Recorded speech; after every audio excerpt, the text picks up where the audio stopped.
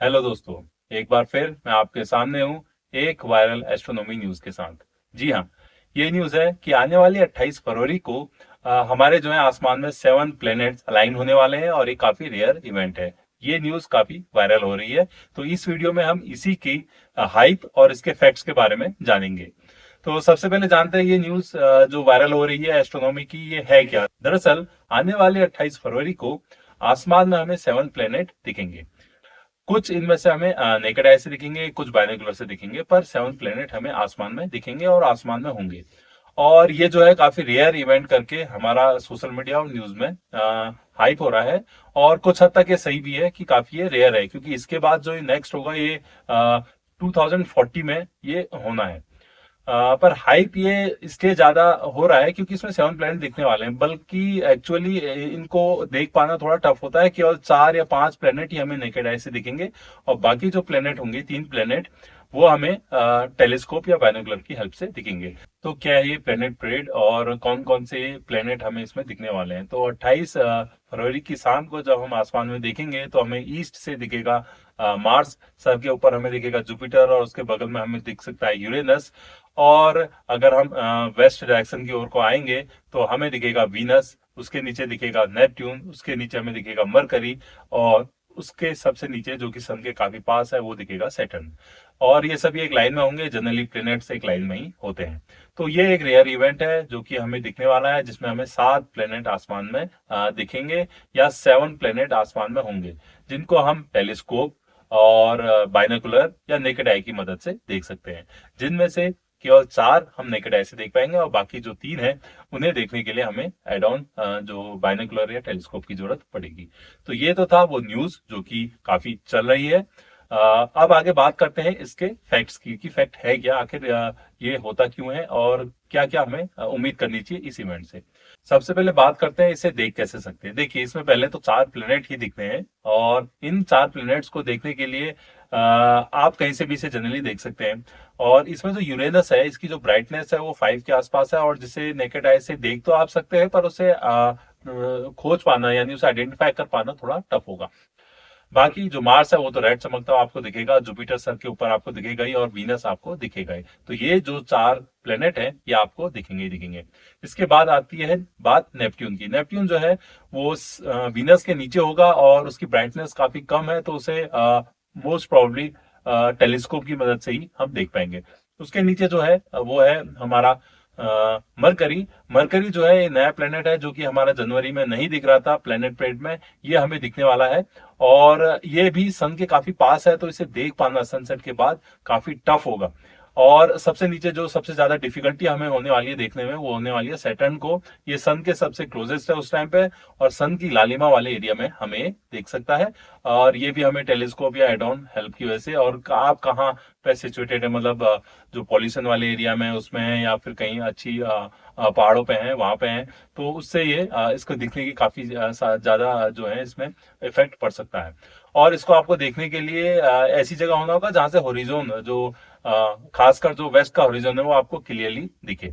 तो ये कुछ फैक्टर्स हैं, यानी आपको इसको देखने के लिए, यानी सारे प्लैनेट्स देखने के लिए आपको चाहिए बाइनोकुलर, और एक नॉइज फ्री, मतलब जहाँ पे पॉल्यूशन ज्यादा ना हो, वहां पर आपकी लोकेशन होनी चाहिए, और वेस्ट डायरेक्शन जो है क्लियरली दिखना चाहिए। जनरल में होता यह है कि जो सारे प्लेनेट हैं वो सन के अराउंड में एक सर्कुलर डिस्क शेप में ही हमारा रोटेट करते हैं।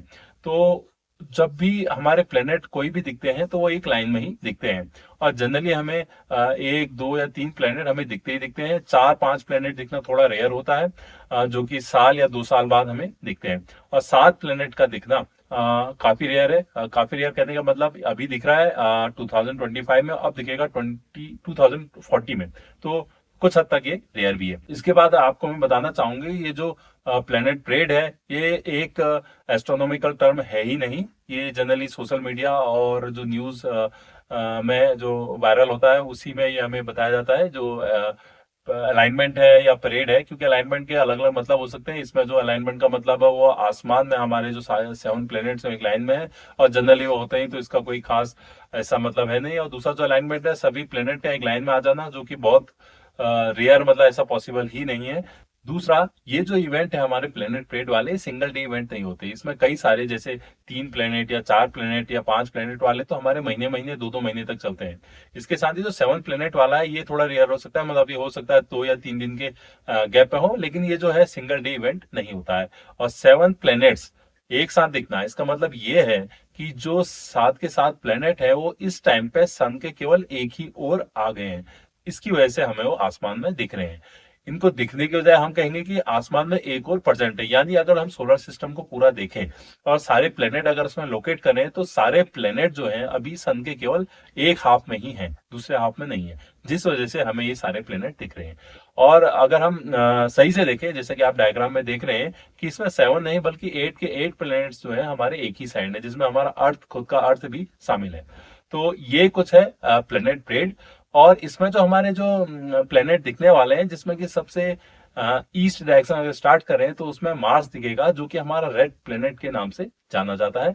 ये जो है अर्थ का सबसे रिसेंबल करने वाला प्लेनेट है, मतलब यहाँ पे लाइफ की पॉसिबिलिटी हमारी खोजी जा रही है। उसके बाद जो हमारा टॉप में दिखता है, सर के ऊपर जो दिखने वाला है, वो है जुपिटर। जुपिटर जो है सोलर सिस्टम में सबसे बड़ा ग्रह है। उसके बाद बात आती है यूरेनस की।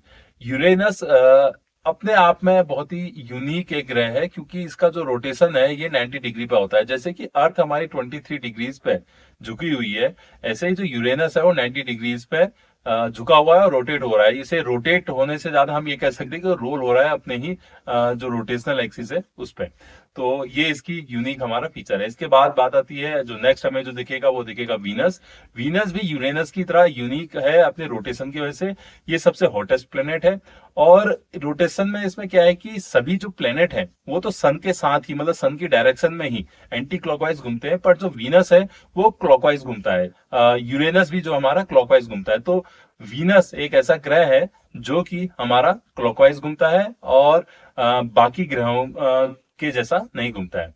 साथ ही जो वीनस है, इसका जो एक दिन है वो इसमें एक साल से बड़ा है। जी हाँ, वीनस में जो एक दिन है वो 243 अर्थ डेज के बराबर है, बल्कि जो इसका 1 ईयर है वो 224 डेज के बराबर है। तो वीनस ही एक ऐसा ग्रह है जिसका जो ईयर है वो उसके एक डे से छोटा है। तो ये बहुत ही यूनिक एक वीनस का हमारा प्रॉपर्टी है, या इसका एक फैक्ट है इसके बारे में। इसके बाद जो हमें दिखेगा वीनस के नीचे, वो दिखेगा नेपट्यून। नेपट्यून जो है हमारा सबसे बाहर का ग्रह है, क्योंकि हमारे अभी जो प्लैनेट्स हैं वो 8 प्लैनेट्स हैं, और सबसे बाहर जो प्लैनेट है हमारा वो नेपट्यून है। और सबसे ज्यादा टाइम भी सन के अराउंड यही लेता है रिवॉल्व होने में। इसके बाद जो हमें दिखेगा उसके नीचे, वो दिखेगा मरकरी। मरकरी जो है सन के सबसे क्लोजेस्ट प्लेनेट है, और इसका जो साल है वो 88 अर्थ डेज के बराबर है, मतलब सबसे छोटा इसमें साल होता है। यानी 88 डेज में ये सन के अराउंड एक रिवॉल्यूशन कंप्लीट कर लेता है। उसके नीचे जो हमें दिखने वाला है, सबसे नीचे सन के पास, वो है सैटर्न। और सैटर्न तो खुद में ही यूनिक है, क्योंकि इसके जो रिंग्स हैं ये अपने रिंग्स के लिए बहुत ज्यादा फेमस है। सैटर्न जो हमारा सेकंड लार्जेस्ट प्लेनेट भी है, और अपने रिंग्स की वजह से इसे जाना जाता है। और बहुत ही खास बात इस साल इसमें ये हो रही है कि इसके रिंग्स जो हैं वो गायब होने वाले हैं, यानी अर्थ से नहीं दिखने वाले हैं। इसकी जो वीडियो होगी इसे हम अलग से बना के आपके साथ शेयर करेंगे। तो ये थी प्लेनेट परेड, जो कि हमें 28 तारीख को दिखने वाली है, और इसे आप देख सकते हैं, कैप्चर कर सकते हैं। मोस्टली 4 प्लेनेट आपको नेकेड आई से देखेंगे, जैसा कि मैंने बताया, जिसमें कि यूरेनस को आपको देख पाना थोड़ा टफ होगा। तो कैसी लगी आपको वीडियो, कमेंट बॉक्स में जरूर बताइएगा। और ऐसे ही एस्ट्रोनॉमिकल अपडेट के लिए सब्सक्राइब करें मेरा चैनल बोलती फोटो।